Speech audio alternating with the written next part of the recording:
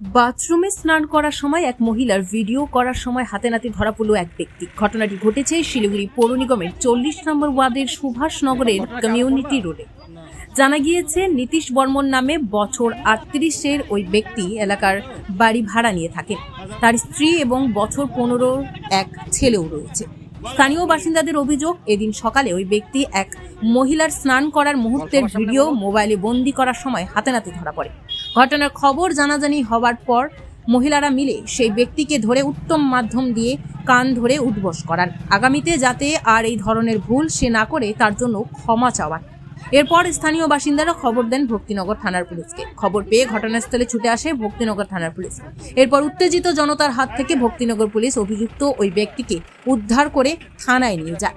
তবে ভক্তিনগর থানার সূত্রে জানা গিয়েছে এখনো পর্যন্ত বিষয়টি নিয়ে কোনো লিখিত অভিযোগ দায়ের হয়নি। গোটা ঘটনার তদন্ত করেছে ভক্তিনগর থানার পুলিশ। আসছে ডাক্তার দেখাতে, আমার পিসিরা ভাড়া থেকে ওই বাড়িতে, ওখানে হচ্ছে রাত্রে ছিল, তারপর সকালে উঠে স্নান করতেছিল, একটা বাথরুমের মানে ওখানে সে ছিল বন্ধ ছিল, ওই জায়গাটা খুলে ভিডিও করতেছিল।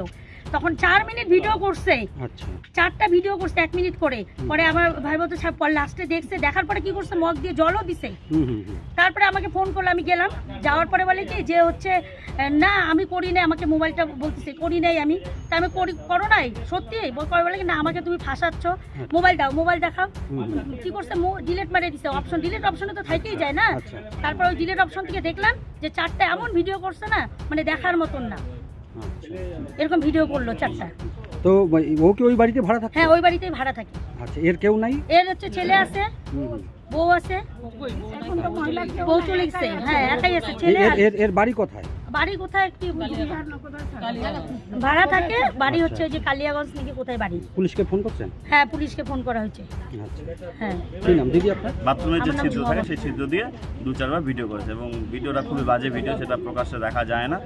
এরকম ঘটনা হয়েছে, এটা আমরা স্তম্ভিত। এরকম ঘটনা এর আগে এই অঞ্চলে আমাদের এই ওয়ার্ডে কখনো হয়নি। আগামীতে যাতে এই ঘটনা এরকম না হয় আমরা পুলিশ প্রশাসন সজাগ থাকতে বলছি এবং সেই সঙ্গে আমাদের মহিলা ব্রিগেড, আমাদের এলাকায় সবাই সজাগ। আমাদের মুখ্যমন্ত্রী মমতা ব্যানার্জি আমাদের মা যেভাবে আমাদের সমগ্র রাজ্যটাকে মায়ের মতো করে আগলে রেখেছে, আগামীতে আমাদের এই ওয়ার্ডের সকল মায়েদের আমরা সুন্দরভাবে আগলে রাখবো এই প্রতিজ্ঞাবদ্ধ হচ্ছি।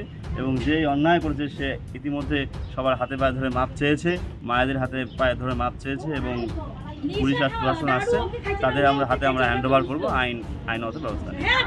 কোন জায়গা এটা? এটা কমিউনিটি হল রোড, সুভাষনগর, 40 নম্বর ওয়ার্ড।